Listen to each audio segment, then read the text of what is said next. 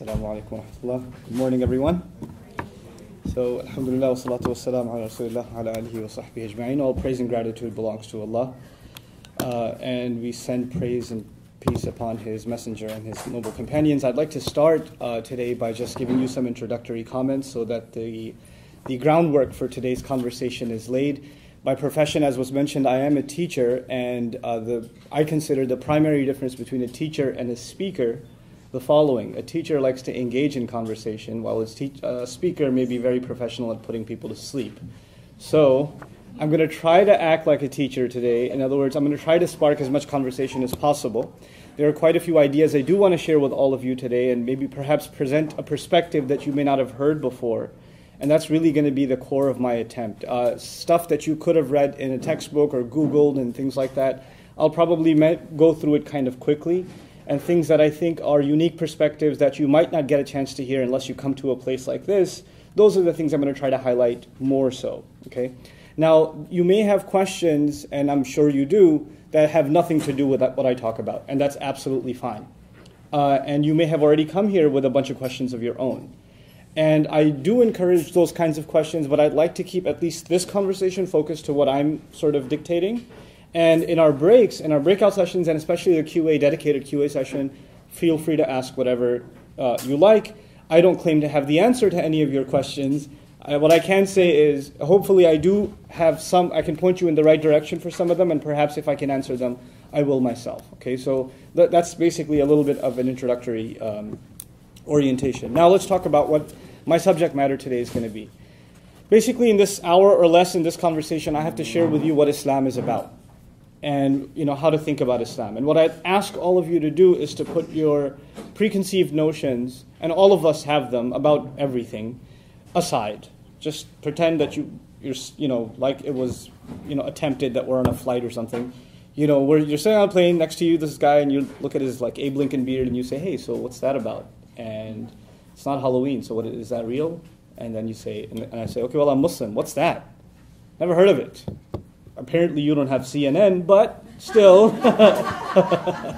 So we're having that kind of a conversation. Let me just tell you some stuff about Islam, okay?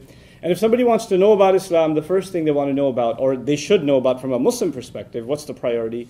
Well, what's our faith? And our faith starts with faith in God. So I'll talk a little bit about faith in God himself and what Muslims believe about God. The term God, the closest thing to it in the Arabic language is the word ilah.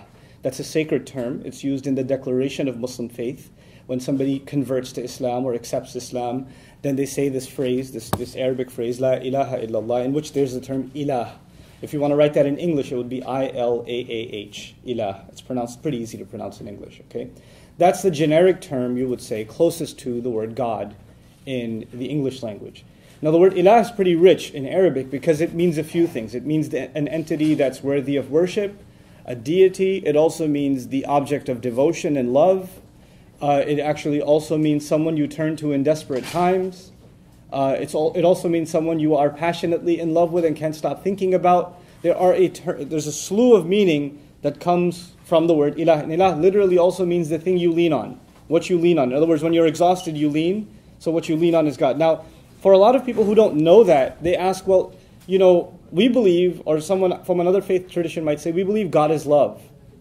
Do you guys believe that? Well, actually, that's already embedded in the word ilah as we have it in the Arabic language. So oftentimes in translation, it's not put that way for oversimplification purposes. We just say God. But the word God in the Arabic language, and as it's used in sacred text, is so rich that if we tried to do that for every word of the Arabic language, we wouldn't actually get a translation. We'd get like 8 synonyms per word, and then move on to and then 8 synonyms. It just wouldn't be functional language anymore. So that sort of thing can only come out in discussion and conversation, not really in translation. So we call him Allah. His name is Allah. That would be spelled in English A-L-L-A-H, an emphasis on the L, okay, Allah. And we don't consider, there's difference of opinion among our scholars about what the word means. Some say it's the original name of God, true to God in all previous scripture as well. Interestingly enough, the Arab Christian tradition, which predates the Muslim tradition of Arabia, has been using the word Allah for God much before Muslims have. So, for example, to this day you will find, for example, Christians in Egypt, you'll find Christians in Lebanon, Palestine, other places, and their biblical tradition is actually pretty old. As a matter of fact, our Prophet even met Christians in the city of Najran at one point, and had interchange with them and discussions with them. And actually, they as well use the word Allah for God. So it's actually an ancient term for God across cultures. It's not even something limited to Islam. That's the first, or one of the things I wanted to highlight when we talk about the word Allah. Now, what do we believe about this Allah? First of all, we believe that He's one. He's unique. He can't be compared to anything. That there can't be any imagery or something that kind of limits the imagination to what He might look like or what He might be like. We also believe that He has perfect attributes. In other words, if He hears, His hearing is perfect. It's limitless. It's infinite, and it has no beginning and no end. His vision is the same. His wisdom is the same. His knowledge is the same. His power is the same. His mercy is the same. His love is the same. So we attribute three things to every quality of God. So I'd like to highlight those three things so everybody's clear about them. The first of them is that they have no beginning and no end. That God's, like my hearing has a beginning and an end, but God's doesn't. Allah's doesn't. It has no beginning and no end. The second of them is that it's infinite. That mine, for instance, if someone's talking on the other side of this wall, I can't hear, but God's is infinite. It's not. Allah's is infinite. It's unlimited. And the third is that my hearing or my seeing or any of my attributes, for that matter, are granted. In other words, I don't own my hearing. It was given to me. It was a gift granted. My seeing was a gift granted. But His is His own originally. In other words, all other things are granted their qualities from Him. They are a grant from Him, but His are actually originally His own. So just to see if you're still awake out there somewhere in the wilderness, what are those three things that make God's qualities unique? No beginning, no end. Good, that's one. I'll wait. I'll make this awkward. I love making things awkward. This is what I do. Huh? It's infinite. It's infinite, sure. Third? Yep, originally His own. Originally His own, not given to Him by anyone else, right? So this solves a big theological problem for Muslims because we say things like a teacher is wise, and we also say God is wise. We say something like, a mother is loving. We also say God is loving. We will say things like, this car is powerful. We'll use the same attribute, powerful, for God. God is powerful. Well, how do we distinguish? Because the language, unfortunately, shares the word with us, with creation, and with God. Well, you keep these three distinctions in mind, and you won't fall into trouble. And what do I mean by falling into trouble is my next point.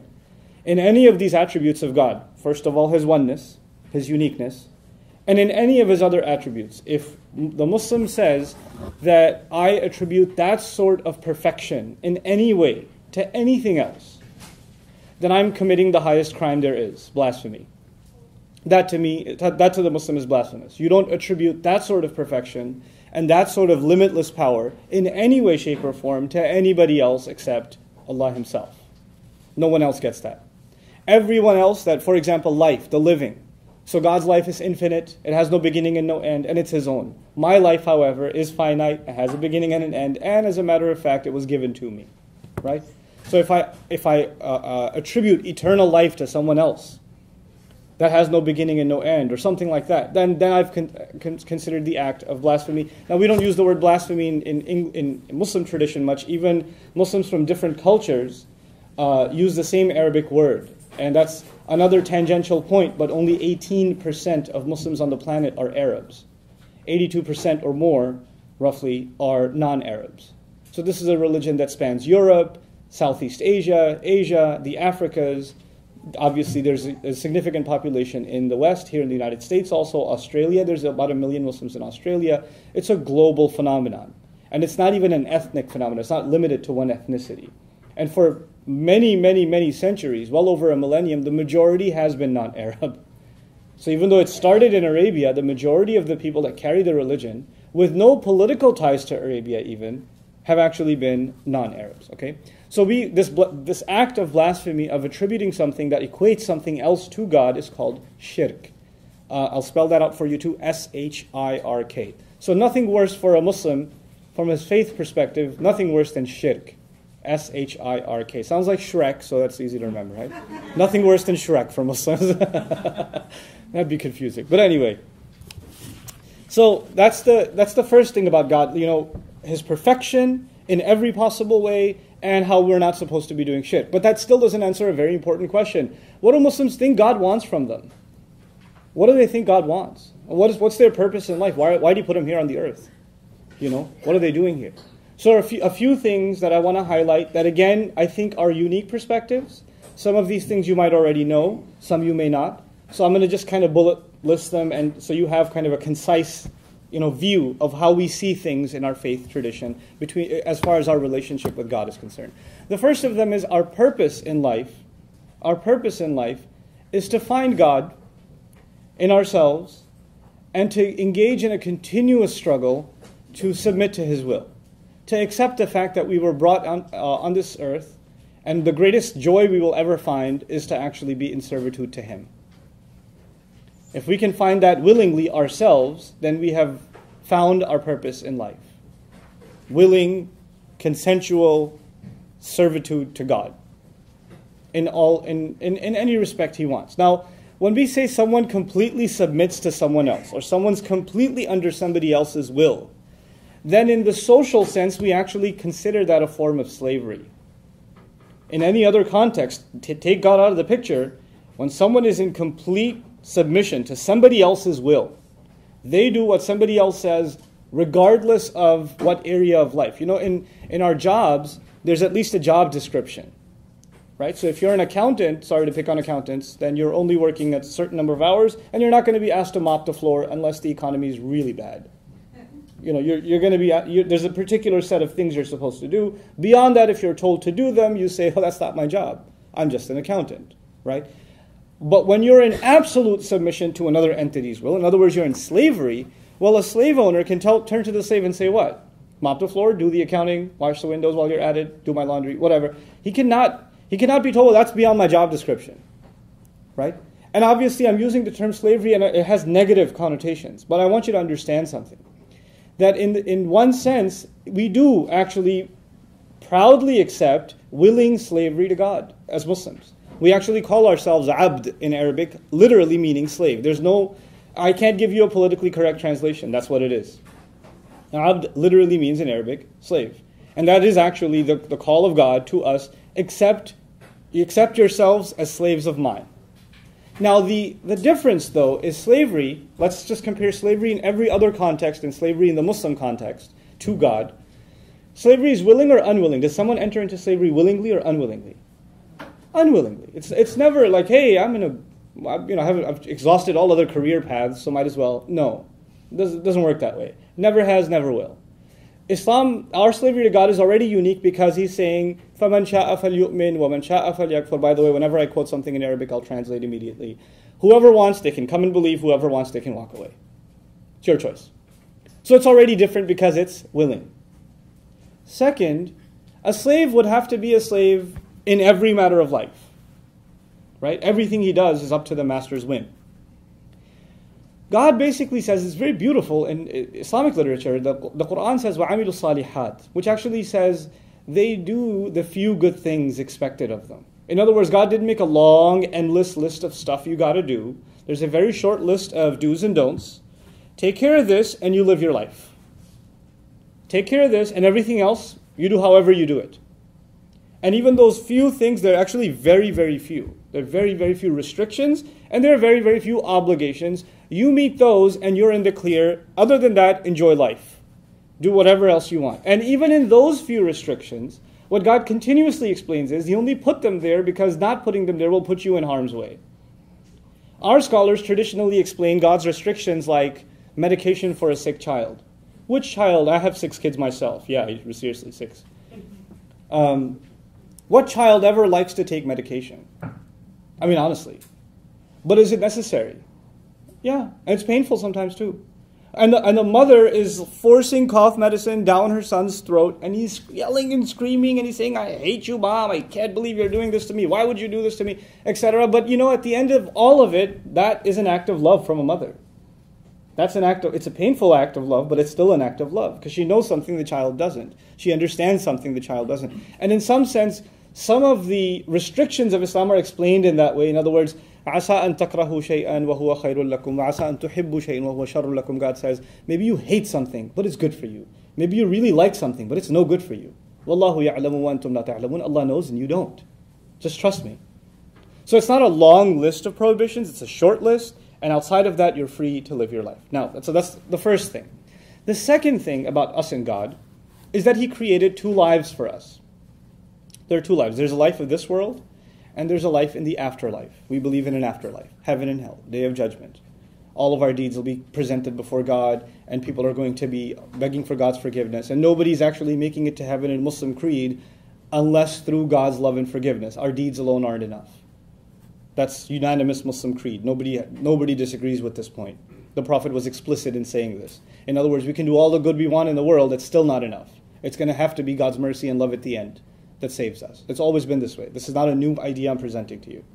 But regardless, there are two lives. One that we live here and one that we live there. What's important to note in Islamic tradition is that God expects us to beautify and build both homes. He expects us, now this is unique, you might not have heard this before. God actually expects us to build both homes. As a matter of fact, yesterday's Friday sermon that I had to do in Plano, I was explaining one single verse of the Quran in which the terminology uses وَاسْتَعْمَرَكُمْ فِيهَا. He wanted you to build on the earth. He wanted you to build. And isti'mar is used in Arabic when you build something that lasts a long time, and while you're building it, you don't end up destroying other things. In other words, you build what we would call in the modern sense sustainable societies, eco-friendly societies, societies in which the few that are building major corporations and cities are not doing so at the expense of others that are being economically manipulated, right? So the idea of building something that anybody can benefit from, right? And so God goes out of His way in the Quran on countless occasions. It's really hard to put a count on this, to describe how beautiful the earth is, to describe how gorgeous mountains are, what a joy rivers are, what a great thing even, the desert Arabs didn't have a lot of that stuff. So he'd even talk about camels and how awesome they are. And the stars, because they really didn't have much else to look at, right? So at least the stars are pretty cool. So you talk about the stars. Even you can find beauty too. Even you can find beauty, And so you talk about these things to let us know that the life of this world, worldly existence, is not a curse. We're not damned here. We're blessed here. We're blessed here. Just stay away from these few restrictions, abide by these few regulations, and this world is beautiful. And your job is to make it beautiful and build it. And now, of course, when you build something, when you ask your child, I ask my child, hey, build me a castle. He says, buy me the Legos first. You can't build something until you have the ingredients, right? So he says, وَجَعَلَ فِيهَا أَقْوَاتَهَا in the Quran. He put in the earth all of its inherent powers. In other words, all you will need to make this world a beautiful place for yourself and others has been put in this earth. And human civilization has been here for quite a long time, and we've had resources enough for everybody. Now, it may not seem that way because of the varying economic situations of many countries, right? And economies, and the first world, second world, and third world, and all of that, right? But from the faith perspective, we believe actually there are enough resources for all human beings to live well on this earth and live in a healthy and a fair way. So that's our faith perspective on life in this world. You don't choose the next life for this life. You don't abandon the concern for the next life for this life either. You balance both of them. In other words, we live a spiritual existence while being involved, greatly in this world at the same time. So there's nothing materialistic for a Muslim in, for example, running a multi-million-dollar business. There's nothing wrong with that. However, there is something wrong if that's his goal. So that's the other subtle point. So you can engage in this world, but it can't be your goal. Your goal is higher.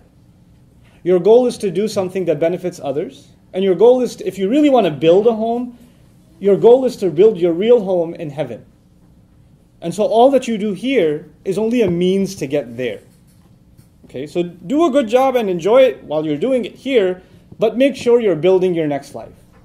And what's the easiest way to build your next life? This is another important Islamic concept. It's the concept of what's called sadaqah jariyah, continuous charity. Now what does that mean, continuous charity? It actually means if I leave a good legacy behind, I'm only going to live so many years. I don't know how long I'm going to live. If I can do some acts of good that actually live longer than I do. For instance, I go to a desperate location where education, for example, is a desperate need, and there aren't any resources. And I help set up a school. let's just say hypothetically speaking. I help set up a school. And the school takes off, and now children are getting a good education, and they're building a better and better society for their for the next generation. And this school takes off, and it goes on. It's now 200 years old. I left the world a long time ago, but every student who graduates from that school and does something good in life, I have a share in. I get commission out of that. That's called continuous charity. The Muslims are supposed to build their afterlife not just through good works of their own, but to to invest in opportunities of continual good. And that's how we see preparing for ourselves for the next life. Like my motivation to teach, for instance, I was not originally a teacher. I wasn't even a public speaker. I was a nervous wreck when I had to speak in front of people. But this last month I had to give a sermon in front of 15,000 people in Malaysia. That was pretty nerve-wracking.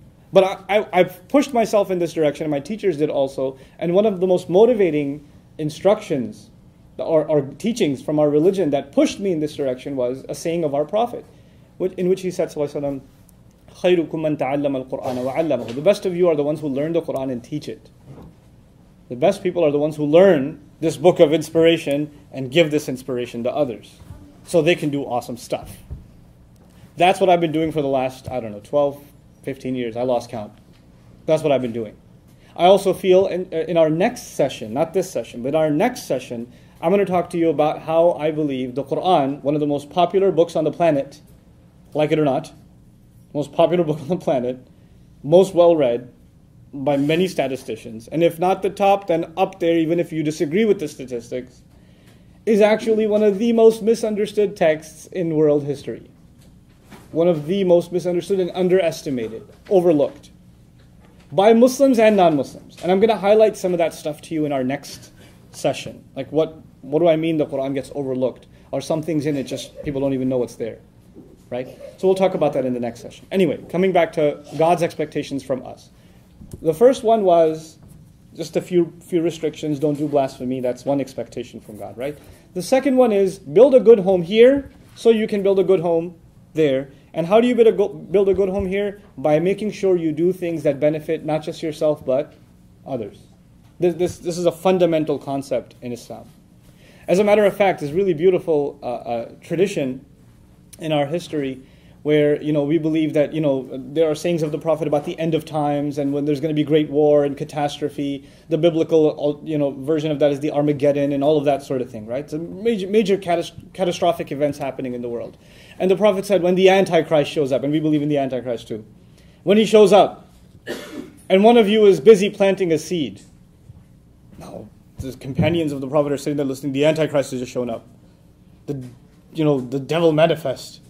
It's come out. Great war is coming. And you were just busy in your backyard doing what?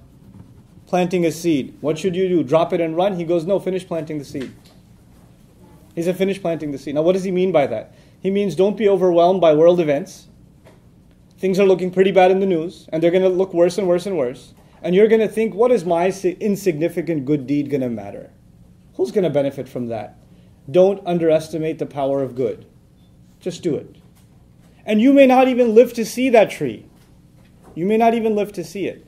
But the fact that one day that tree might grow, and somebody might sit in its shade. Somebody else might eat from its fruit. Somebody else might take from that fruit and take one of its seed and plant another tree somewhere else. You don't know how this will benefit others and therefore yourself in the afterlife. So don't underestimate it. Right? So we value all good things and we don't get overwhelmed by the negative forces around us. The negative forces in the media around us. Like, for a lot of Muslims, they get overwhelmed. Muslims are getting bashed in the media all the time. I'll give you a crazy perspective. So I went to Qatar in the Gulf states. Some of you might know where that is. So I went to Qatar recently and I was talking to Qatar TV. And they have this weird impression of what life must be like for Muslims in America. Because the only thing they have in the news from America about Islam is, let's burn a Quran, or, somebody flushed it down a toilet, or, Guantanamo Bay, or whatever. They have these weird, that's all they have. They have no other image of what Muslims are like in America. So I'm sitting with this anchor, a TV anchor, who's a British man himself, and he's like, so, life for you lot. You've got concentration camps, do you? I was like, what? What are you talking about? It must be really hard being Muslim in America. I was like, I live in Texas. It was just like, they let you? I had a great kick out of that. You know what's crazy? To them, I'm actually an ambassador of the United States. I have to tell them what life is like in America. Go figure. I have to tell them, no, it's great here. What are you kidding me? We have some of the best mosques and some of the most flourishing Islamic communities and youth groups and educational programs and good relations with churches in our neighborhood. And we got a lot of good stuff going on. But don't they hate you? It's like, some people might, but they don't really show up much. You know, people are curious. People want to know. People would like to hear. And I respect those of you that came here. I don't think it's easy. If I only knew about Islam from listening to the radio, if I only knew about, oh my God, if I knew there was a mosque in my neighborhood, I'd move. That's terrifying. So the fact that you're here to me is an act of bravery, honestly. But at the same time, I think there needs to be more acts of bravery. Oh, it's okay, baby. It's okay. It happens. I'll wait. It's too distracting. It's okay. So what I was going to say, I stop and give kind of moms their due because my kids do that all the time in the middle of my speeches. So it's all good. What was I talking about though? God, I forgot. Bravery. Bravery. I learned something, and I recently started traveling, like internationally. I've been traveling across the U.S. for a long time. But one of the things that I've learned, and it's been a real life lesson, and it sounds cliche, but it's a true life lesson. It's so easy to dehumanize people and to simplify what they are all about without ever talking to them. It's so easy. For God's sake, you could just say, oh, all of them are like, and you can fill in the blanks yourself. They all must be like, and fill in the blanks yourself. Because you and I haven't actually made, in my opinion, enough of an effort to actually make connections, to make real connections, to talk, and to talk in a civil way. You know what? A lot of times what you see on talk radio or what you listen or hear on talk radio or see on TV, that's not how normal people talk.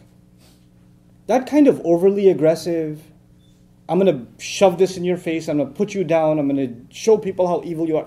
That's not how normal people engage in conversation. So a lot of times we hear so much of that, we figure the only time we're going to talk to the other is we're going to talk in that way. Right? That's not healthy. It's not normal. We want to be able to have normal conversations. And we should be able to have perfectly fine disagreements. I'll tell you a really cool story from last week. A person I don't know came to me from McKinney. You guys know where McKinney is? It's almost Mexico. No, I'm kidding. But he came from McKinney. Drove all the way from McKinney to my office in Irving. Wanted to see me. He says, I've seen your YouTube videos. I wanted to talk to you. Sat me down. We're sitting down talking. He goes, well, I became Muslim about 10 years ago.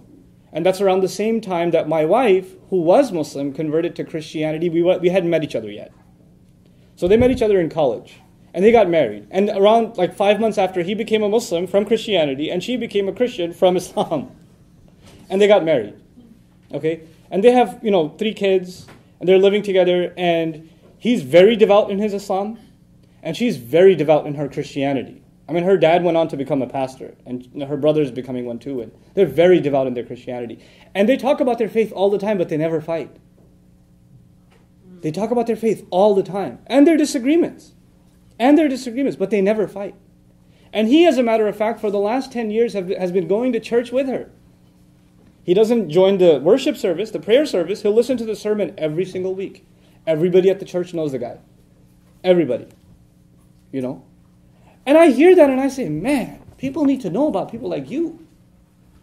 Because we think that these conversations in a civil way, in a friendly way, can't exist, much less to imagine that they exist in a civil way inside one loving household. That's crazy. That's unheard of to me, but it's happening. There are real people that are having those conversations. So if that can happen inside one family without conflict, it can certainly happen in our communities, right? Now coming back to Islam itself, sorry, perspective, I figure. Drop it on you guys. That's a really old iPhone ringtone, by the way. It's really time to update that. That's when the first one came out. Seriously? Okay. Anyway. So this world is, I mentioned already, this world is not a punishment. It's a place to live a wonderful life, right? وَجَعَلْنَا لَكُمْ فِيهَا مَعَايِشْ. The Quran says we put means in here for you to live well. I already mentioned that to you. Now a little bit about Muslims discussing with people of other faiths. What does God tell us about how we should interact with people of other faiths? This is, again, I think, going to be a unique perspective. I think. I don't think, I didn't hear it enough. Not from others. So I have to share this with you. So there are two perspectives in Revelation. When I read Revelation, I am a servant of God trying to understand His Word. Much like a Christian would try to understand the Bible. Much like a Jew would try to understand the Torah or the Talmud, etc. Much like that, a Muslim is trying to read the Quran and understand God's words to him. He's coming to the book as a humble student, as thirsty for wisdom, thirsty for guidance. That's why we come to sacred text. Okay. God, however, doesn't have to be humble. God's not humble. God's all-powerful. We have to be humble. God's the authority. He can speak how He wants. And He speaks from a position of authority. I mean, look at a courtroom, for example. The judge doesn't speak in a humble way. Who does? The guy taking the testimony at the stand. You understand? Like, he's in a position of judging and authority. He's not going to tone it down. I've been watching Judge Judy since high school. She doesn't tone anything down. You, be quiet. Now the thing is, I'm going to give you this crazy example before I turn to the Quran itself to help you understand this perspective. How many kids do I have? Pop quiz. 6. Very good. Okay. 6 kids. One of them got in trouble.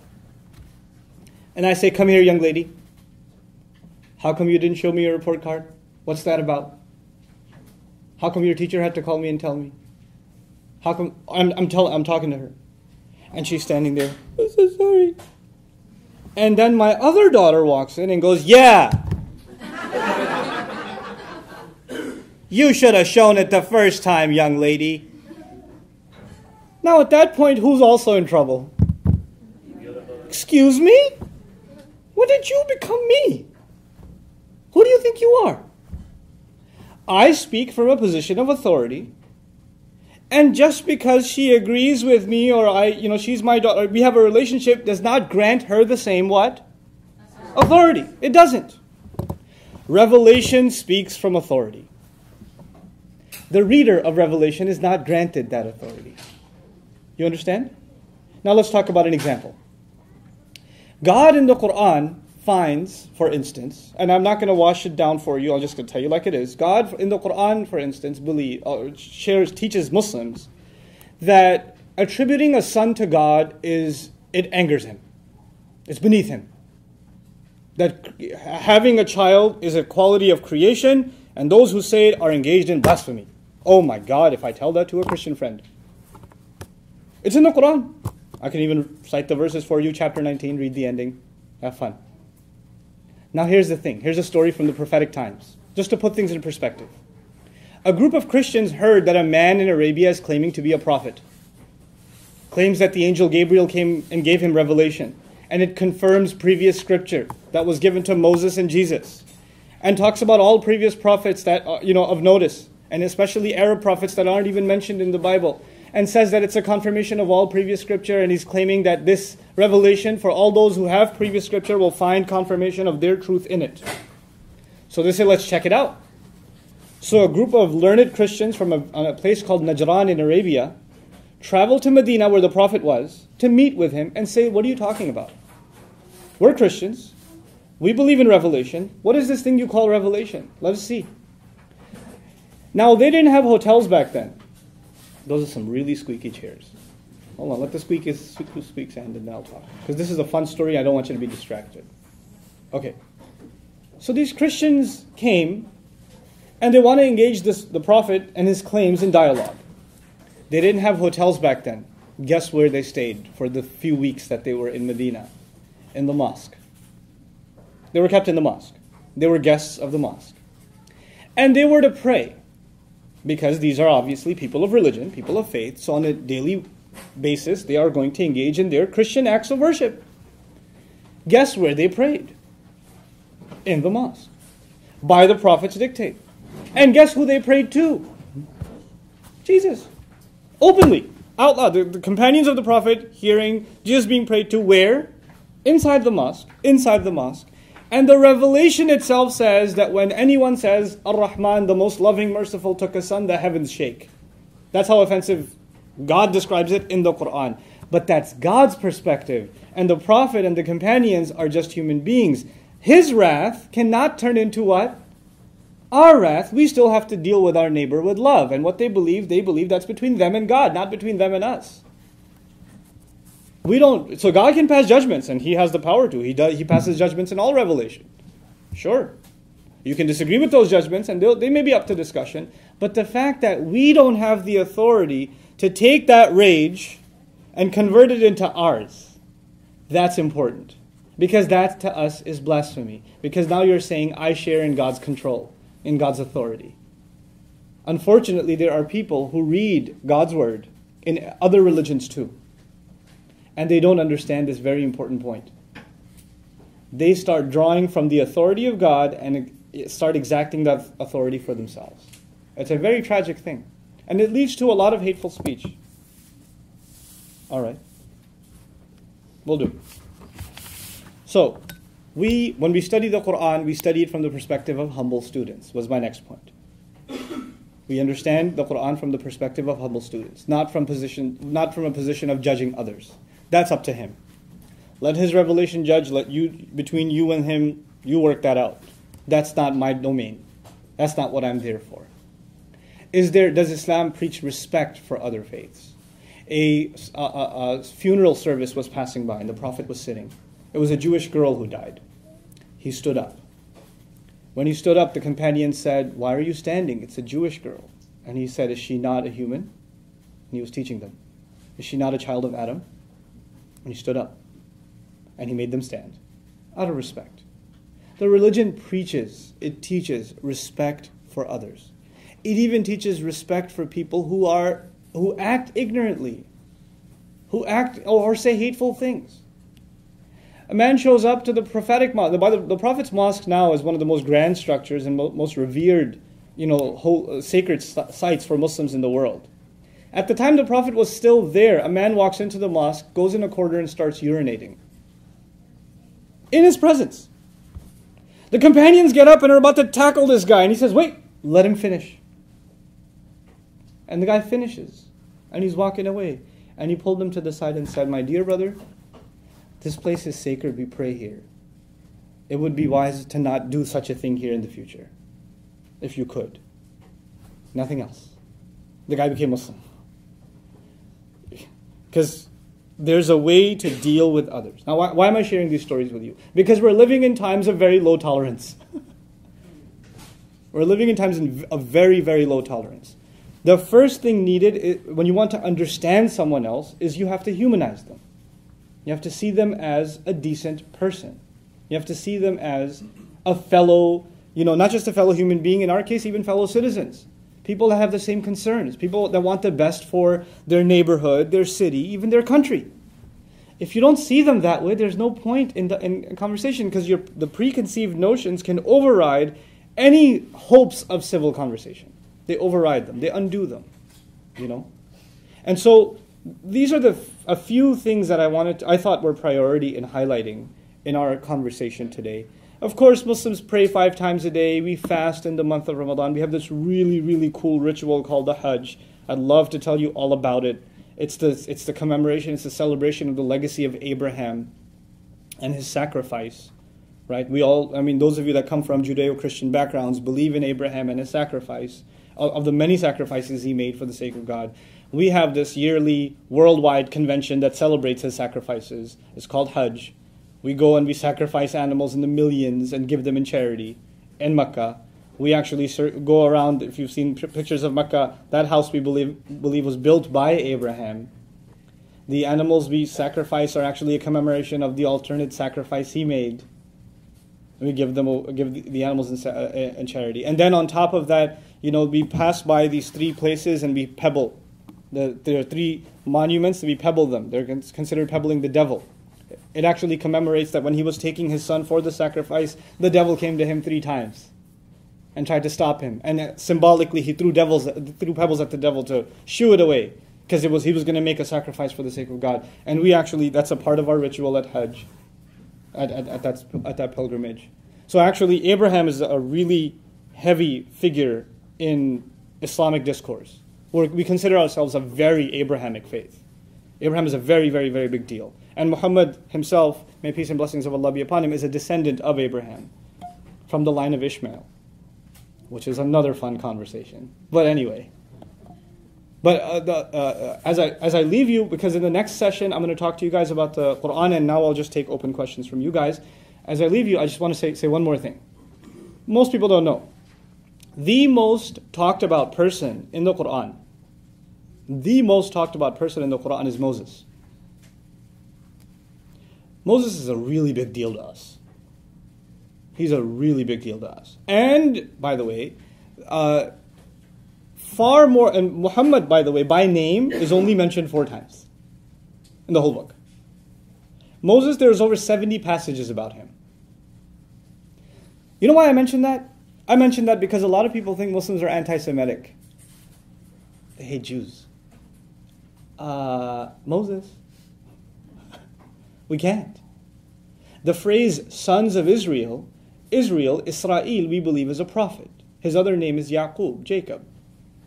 He's a revered figure. The word itself, Bani Israel, sons of Israel, is a respected term in the Quran. He criticizes some among them for their behavior. That doesn't give anybody license to be anti-Semitic. And this is even a conversation with the Muslims in the audience who don't understand their book properly sometimes. It's not. And the more prophets from the Israelites are talked about in the Quran than any other. These are an honored people. God chose them. God gave them great honor by giving them many prophets and many revelations. And they are a huge chunk of our own sacred tradition. They became a necessary part of our sacred tradition. There's no way we can have hateful attitudes towards them as a people. However, what the Quran does do, and you might have read it too, it highlights certain bad behavior that some among them did. And the purpose of that is to leave an example. Don't be like that. Don't do what those among them did. And here are the mistakes they made. You don't make those mistakes. That's the purpose of history in the Quran. Not to incite hate, but actually to teach lessons. Good role models and bad examples. Both. Learn lessons from the good examples and hear lessons from the bad. And actually some of the heroes mentioned in the Quran, non-prophets, are also Israelites. Some non-prophetic heroes. Believers who stood up for the right thing no matter what. And you should learn from them, are actually Jews. They're talked about in the Quran. This is in the text itself. I'm not making this up. I can cite it for you if you're interested in finding out where this stuff is. So that was a little bit of an overview. You are totally free to ask questions. And hopefully they have to do with some things I talked about. But if not, you can just, if you're curious about something else, and you'd like at least my perspective on it, I can share that with you. Yes? Okay, sure. I hear what you say about, wanting to really devote your life to Allah and to be like a servant and something. My question, which has always been a question I had regarding Christianity too, is it almost makes God or Allah sound like a person that you have to serve. I'm trying to understand what is that purpose. I understand the good and you wanting to build your life and make, to do other people and build something that lasts and all that stuff. And I do understand that. Mm-hmm. But I don't understand it from the perspective that God or Allah expects that of you, and what is that? Why is it that they sound like a human being wanting something? Great question. So her question wasn't very loud, so I'll repeat it. But, when we talk about the expectations God has of us, it almost makes him sound like a human being having expectations. And a lot of the attributes we describe of him, like love and, mercy and things like that, they seem like human attributes. And there are reasons for that. The first reason for that is actually that human qualities of love, mercy, pursuit of knowledge, wisdom, justice, all of these things are actually inherent qualities in us that reflect what God gave us of him. Because he put of his special the special thing, He created the ruh, which is in English translated the soul, into us. Now, and it resonates with us. Now, we don't believe that God is a human or human-like, but we do believe in a personal God. In other words, a God that speaks to us, a God that loves, a God that wants, a God that even hates. He hates certain things. You know, the Prophet would tell us He likes 3 things, He hates 3 things. God hates 3 things. Like, you know, just hearing something and passing it on without verifying, He hates that, for instance, right? So there is that personal relationship. It's not a philosophical entity of some kind of divine being or unique, powerful being that's machine-like or, you know, apersonal. It is a personal God that, in fact, we believe in. And that personhood of God, where He, you know, directly communicates with us and expresses His expectations to us, and even I consider His love to us through His word, it just pours out of the text. It pours out of when He speaks to us directly. And that in the Quran session, I'll share some of that stuff with you. And I think that'll become clearer. Sure? Me? Yeah, you and then you. Yeah. Okay. I was curious, I'll stand up. especially about the word tolerance. And Sure. This is a question I consult because I come from a Catholic background. Okay. As a former Catholic, we know that there is a world authority that is called the Pope. Sure. My question, and I will explain why I have a question, is if the Muslim world has a worldwide leader. And the question is because of, when you mentioned the word tolerance, that yes, there is a lot of a lack of tolerance toward Islam. When I hear the news and when I read the news and I hear, in this case, Muslim people behaving a certain way in some countries in Africa, behaving in a certain way in sometimes in the Middle East, and acting intolerant with other people from the same country who have different faiths.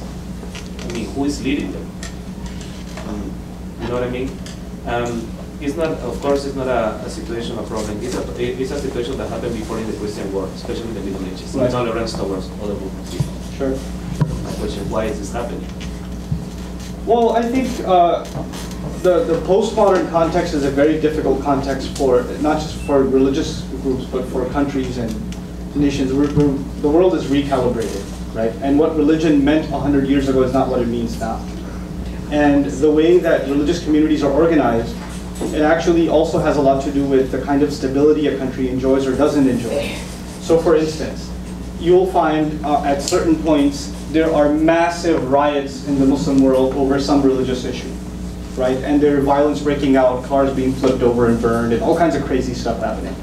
And at the same time, you'll find some other countries, Muslim countries, where none of that's happening, and they're also very conservative, religious Muslim countries.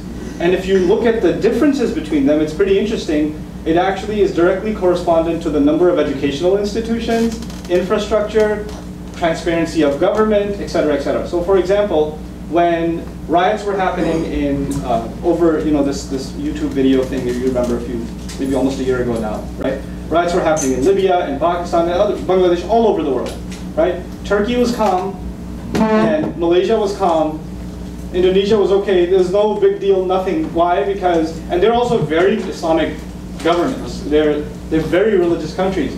But I think a lot of the chaotic situation actually has to do with a lack of education overall, not just religious, but lack of education, lack of economic opportunity, lack of infrastructure, you know, corrupt government institutions from the bottom up. So from the village, you have the village leader who sucks up all the money, and the farmers are starving. And then from there on, in the city governments and other, you know, it builds. And that kind of frustration, it's like people are ready to explode. You just need to give them a very small reason. And it goes on fire.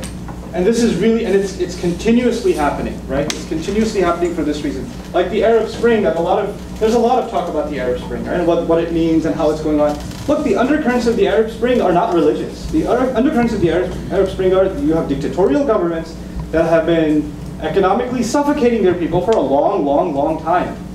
And things like freedom of speech, freedom of the press has been suffocated for a long, long time. There's only so much before it boils over.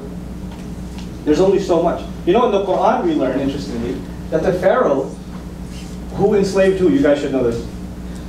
The Pharaoh enslaved who? Hebrews. The Hebrews. The Pharaoh in the Quran actually is deep inside afraid of the Hebrews.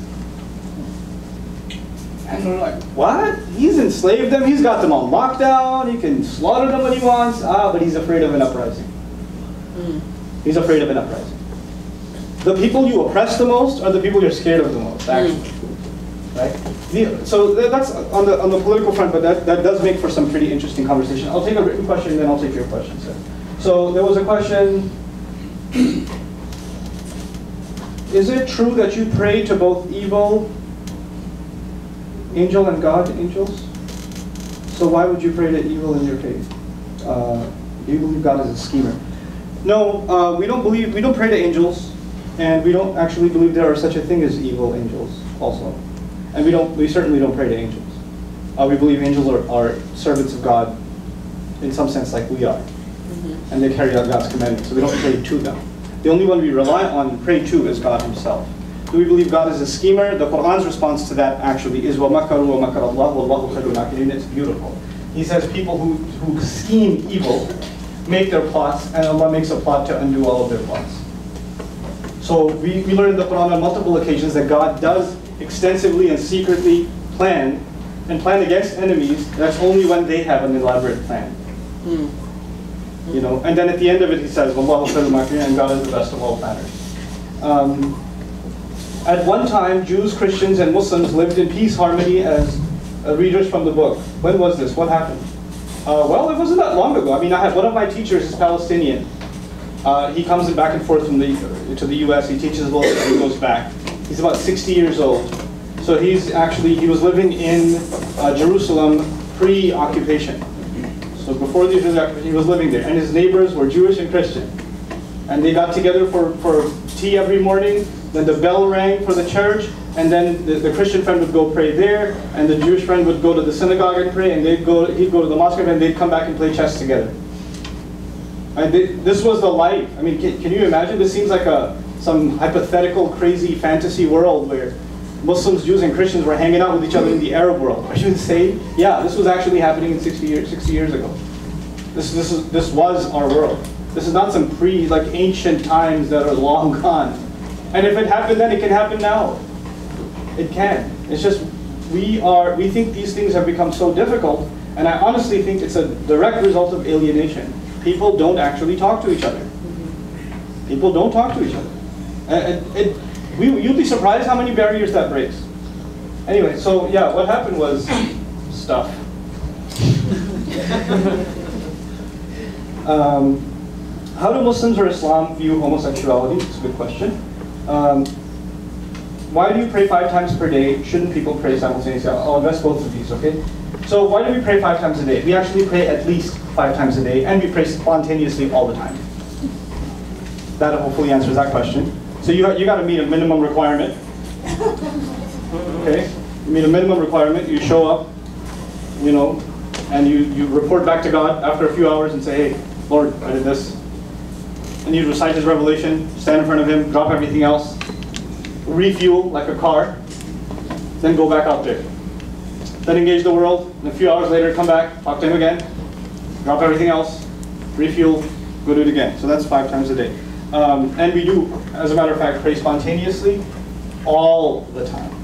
All the time. And on top of the spontaneous prayers, we have even situational prayers. A prayer to enter the mosque, to leave the mosque. A prayer to go into the bathroom to seek refuge from filth. A prayer when you leave the bathroom, to thank God for leaving your body of what would have been harmful to it. Just, we utter words, special words for occasions, just to remind ourselves. They're prophetic prayers for beginning your food and finishing your food, putting clothes on, buying new clothes, entering into a store, walking out of a store, going to work, getting in your car, getting out of your car. They keep coming. So many questions. Okay. So what was the other thing? Homosexuality. Islam believes, or Islam gave us the right, Muslims the right, to judge behavior, but not people. Who gets to judge people? Allah does. That's it. Done deal. He says, our revelation believes homosexuality, the act itself, the final act itself is wrong. The tendency itself, the Quran is silent on. It didn't give a position on, well, if somebody has those feelings, and somebody has that thought, and they're fighting that urge, etc., etc., then actually, historically in Islam, there have been counseling thousands, even 1,000 years ago. There were people who reported to have those feelings, and they were given the counsel to fight their urges, but not engage in the act itself. The act itself is considered evil, and it's considered the same as fornication, an act outside of marriage. So Islam has a pretty strong stance on that too. That is not to say that if somebody, a homosexual sitting in the audience, that I'm going to judge them. I don't have any license to. I have no such license. And that's really that line that so many people fail to draw. So many people fail to draw. Look, and there are things Islam says, many Muslims, for example, in the United States aren't very practicing. Right? They don't really practice a lot of the regulations I talked about. The few of them, they don't practice them. But that doesn't change the fact that those are the regulations. So if I was asked to talk about Islamic regulations, I wouldn't say, well, maybe I shouldn't talk about this to a crowd that's not that practicing. They might find it offensive. No, you can do what you want. That's not my business. My business is to tell you what it says. You decide what you do with that. That's not me, But that is its stance. We do not condone the homosexual act itself, and it's talked about in the nation of Lot is mentioned in the Quran, and that discourse with the angels, that story. I think the biblical narrative is there too. That is in the Quran. Sure. Please provide citation of "Beautify This World" that you mentioned earlier, Surah number 7. Surah number 7, first 2 pages somewhere. I'm not digital. But I can pull it up for you if you come to me after the break. Could you elaborate on your understanding of evil? Where do you believe evil comes from, and what do you understand Satan to be? Satan is a jinn. There are 3 kinds of creatures that have choice. Human beings, angels, and jinn. Jinn, we believe, are made of smokeless fire. We believe that Satan was a jinn. The difference between angels and the rest is that angels obey God unconditionally. They are creatures of light, and they obey God unconditionally. Satan was originally a jinn who believed in God and worshipped him in our tradition, and worshipped him so much willingly that he was even given a rank above angels. So he commanded an army of angels, even though he himself wasn't one. Then finally, the fateful day comes, Adam's created, the soul is blown into him, the angels are commanded to prostrate, he refuses. And he refuses in our creed because kana min al-jinn, he was from among the jinn, not among the angels. And so he made the choice to disobey. Now he then, from then on, commands an army of 2, an army of jinns. Not all. Some jinns are Muslims. Some jinns accept the faith, because they are creatures of choice also. And an army of people who don't even know he's controlling them. So he's got 2 that work with him, that are both talked about in the Quran. We believe that about evil, it's not something that's talked about in the Quran as a separate entity. But we do say, وَالشَّرُّ لَيْسَ إِلَيْكَ. We don't attribute evil to God ever. In the next session, I'll talk to you about how the Quran talks about evil, and I think it will highlight our stance on evil a lot better. I talked about the good things as well. That's good. Is your God, Allah, considered a loving God? You can answer that for me? Can you answer that for me? Yeah. Why? Where do you get that from? Because from the word I gave you in your notes that one of you wrote down, what was that word? Ilah. Ilah. The word ilah, which is the Arabic word for God, actually includes obsessive love and the object of love, and love itself is included in the meaning. And that's not some meaning that you'll find in a modern dictionary. As a matter of fact, that's the classical Arabic meaning of the word. Aliha ila fulan, to be obsessively be in love with someone and to incline towards them.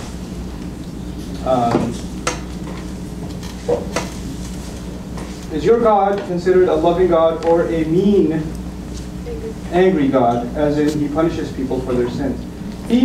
One of my favorite quotes from the Quran. Oh, you're going to love this one. I don't know if you're going to love this one. I love this one. مَا يَفْعَلُ اللَّهُ بِعَذَابِكُمْ. He says, what's God going to get out of punishing you anyway? I love that one. Another place he says, إِلَّا مَنْ رَحِمَ رَبُّكَ وَلِذَلِكَ خَلَقَهُم. The ones, except, he's talking about, people that were, obsessively disobedient and rebellion against him. And he goes, that his justice might come to them, except the ones who he shows love and mercy to. وَلِذَلِكَ خَلَقَهُم means, and that is why he created them to begin with. In other words, He created them to show them love.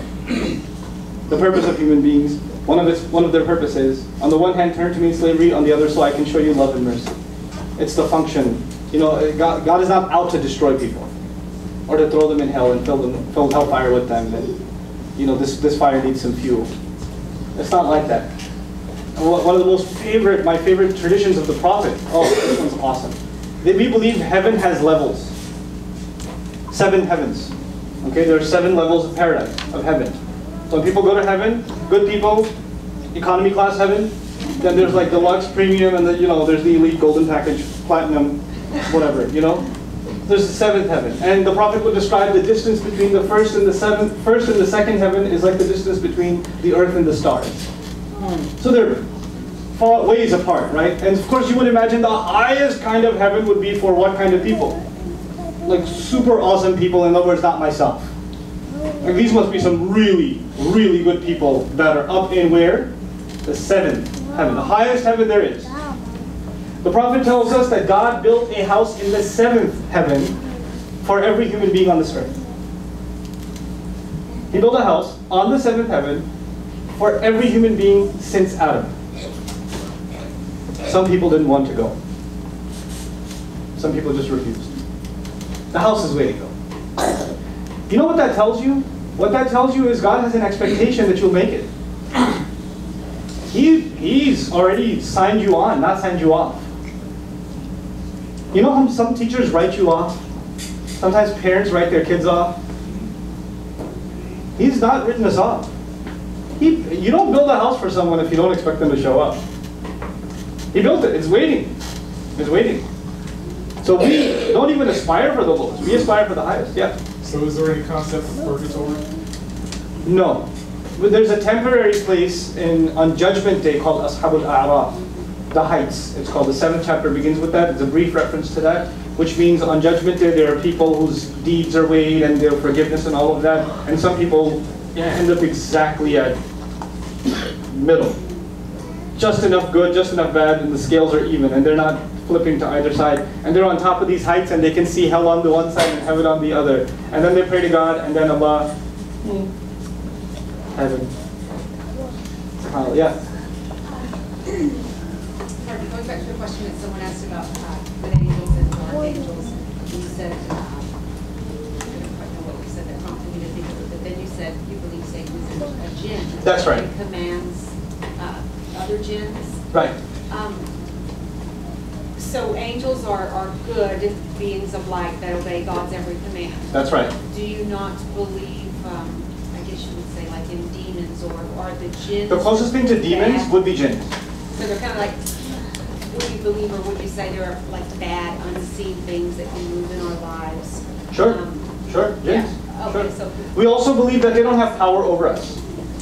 We believe they can take control. They can, but if we grant them that. Exactly. And we also believe that people who resort to like trinkets and like symbols and turn to other things for protection. Like people put some things around their neck, amulets, what that does is this is exactly what they want. They want you to look for protection in something other than the unseen God himself. That's what we believe. So it's when you seek his refuge, you're safe. When you start seeking refuge in anything else, any object, once I put this scarf on, I'll be okay, or once I pour this on myself, I'll be fine, etc., etc., then you've attributed protection to something other than God. And that's what they wanted to begin with. That's what they wanted, yeah. So I have, in my home above the door, I have a crucifix with the corpus on it. That was my great-grandmother. She was Catholic and she used it. I don't pray to that when I pray, but I mean, I'm not attributing any power to that. It's just a reminder to me. So that goes back to the intention, doesn't it? When something's a reminder, it's just a reminder. When something's there and you look at it and you say, thank God it's there, it's protecting the house, then it's a problem. So it's a matter of, two people could be doing the same exact thing, but their intentions are what changes everything, right? So it's, and our faith, by the way, intentions are everything. إِنَّمَا الْأَعْمَالُ بِالنِّيَّاتِ, the Prophet said. All matters, all things you do are based on the intentions you carry them with. Nothing else has value but the intention behind. And we'll let that be the final word as we break for lunch. Thank you right. so much, Ustaz Nouman.